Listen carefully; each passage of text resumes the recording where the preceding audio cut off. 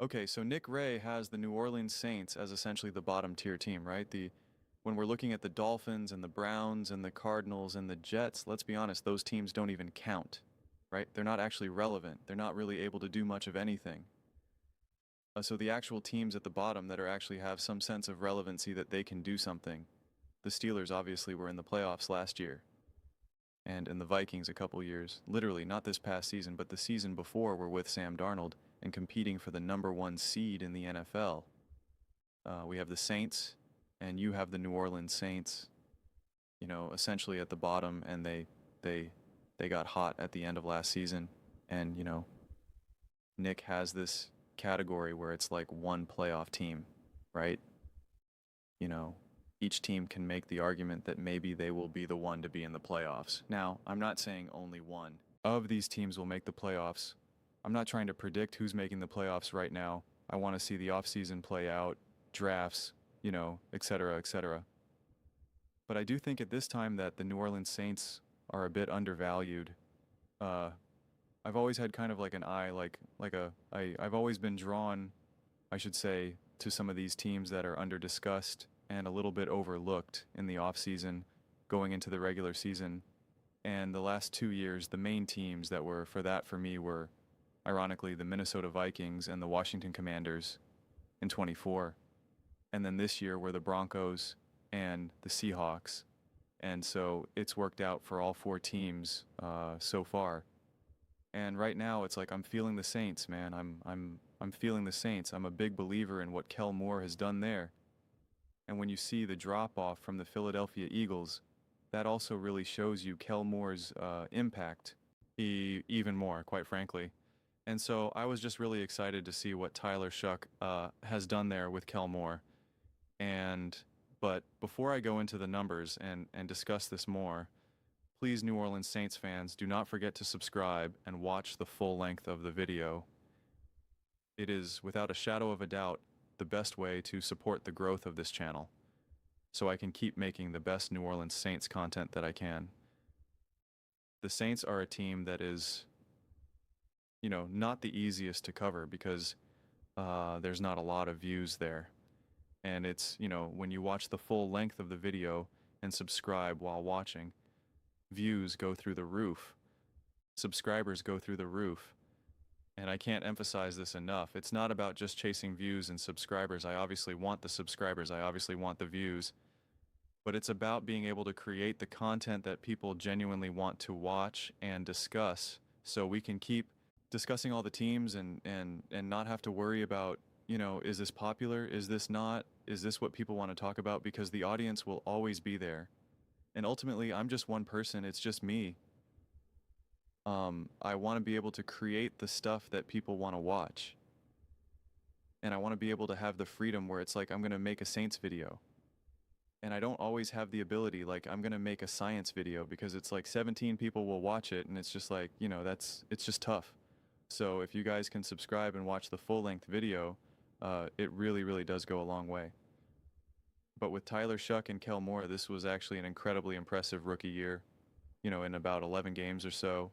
67.6%, 6% completion percentage, 2,300 yards, nearly essentially 2,400 yards, 7.3 yards per attempt, 10 touchdowns, 6 interceptions. Obviously, that touchdown-interception ratio isn't going to blow anyone away. But still, I think, in 11 games, averaging around a touchdown a game as a rookie being thrown into the fold, a 74.66 PFF offensive rating, 13 big-time throws, 91.3 passer rating. There's nothing that has been egregious, right? There's nothing where you're just like, man, this guy was just failing at blank, right? Or that he was just so overwhelmed.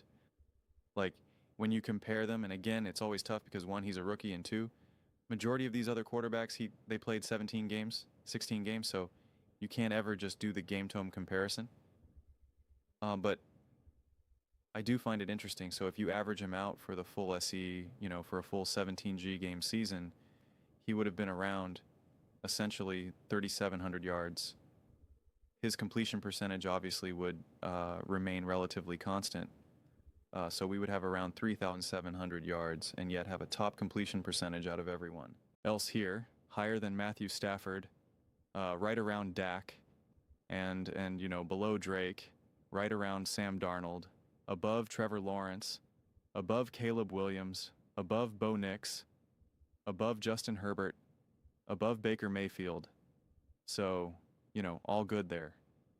He would have had around his touchdown, like I said, nothing was crazy with his touchdowns, but his total touchdowns would have been right around 20. So, again, on the lower end for that, especially if you're going to look at the amount of turnovers, but again, this is to be expected as he literally, you know, got thrown in there. And his passer rating, though, again, would have all been within range, or dare I say even a bit higher, obviously, you know, higher than Bo Nix and higher than Caleb Williams and higher than Trevor Lawrence. Like, you know, that counts for something at this point. I mean, it really does. Considering being a rookie quarterback and being thrown in, we could talk about his age, we could talk about his experience, but the NFL is completely different. And I just think that Tyler Shuck actually showed a fair bit of potential, and he also still struggled with taking sacks, specifically with the pressure to sack percentage, which apparently is becoming a more popular stat these days, as Colin has now talked about it. But this is to be expected. I mean, you see this year after year after year, these young quarterbacks have higher pressure to sack percentages. Caleb, Jaden, everyone, this is the way it works. And so I would anticipate that to go down. I would anticipate that to be 20 or less next season. And that now will cut the sacks down as well. And so, yeah, I just think there's room for a ton of optimism here. I mean, if we just take the last 4 games for him, right, put him on a little bit more on like equal footing, 70.6% completion percentage, 1,100 yards, you know, essentially 200 yards, 8.2 yards per attempt, 5 touchdowns, 1 interception, and a passer rating of 103.8. You know, that's pretty telling. You know, his final month, he essentially kind of had a month of trying to figure it out, and then he had the final month, and you know, turnovers got cut. Again, he's not right now. And again, whether it's him, whether it's the roster, whatever it may be, how the games are unfolding, you know, it's not like he's just a touchdown passing machine right now. You know, even in his best run, it's not there, but clearly took care of the ball significantly better. Again, completion percentage up, passing yards per game significantly up. I mean, like at a huge improvement, Even his touchdown percentage would also be up by like, I don't know, I think it was originally like 0.9. Now this would leave it at like, I don't know, like 1.2 or something, so that's a big swing. Passing yards per game would have been an increase of like around like 50 yards. Like that's a big swing. Completion percentage is up a few percentage points. That's a big swing. Passer rating up by like 12, I think, like 12 points or so. That's a big swing. Like based on what he did for the average season. So like it's pretty legit. It's pretty legit. But even if we try to look at this through like the toughest lens that we can, I took his toughest games against the Falcons, against the Bucks, against the Panthers. You know, like these games really, really mattered, right? Like this mattered on the road, at home, your divisional games and whatnot. And it's just like some of these games are like, it's his second game of, you know, in his career, third game of his life. Like these are not easy games. 69.3% completion percentage, 4 touchdowns, 2 interceptions, 957 yards, you know. So again, about, you know, so this is 4 games, so about 250 yards a game, passer rating of 99.2.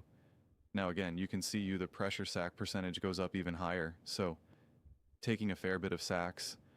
But I mean, which again is to be expected, but taking care of the ball, being smart, accurate, and this is in the toughest games, right? So I took out the Jets game, and you know, I took out some games that it's like, oh, this is against a weak opponent and whatnot. I was like, no, these games matter. You're right off the bat, you're going at it, and he answered it. I think it's impressive. Those are just my thoughts. I'd absolutely love to hear yours. What do you guys all think about the potential for the New Orleans Saints going into 2026? Do you think they're a bottom tier team still? Do you think they can be one of the teams that actually makes the playoffs? Let me know your thoughts. I read every single comment. So, you agree with me or disagree with me? Either way, let's get in some discussions. Let's get into some fights. But ultimately, let's just have some fun. And please do consider subscribing. We're building an amazing community here, and absolutely love to see you part of it. I want to build something that we all generally feel connected to, something that we're really excited to be part of. I think we're well on our way to doing it. Please don't forget to give this video a thumbs up, as it really does help the visibility and the algorithm. Thank you so much. See you next time.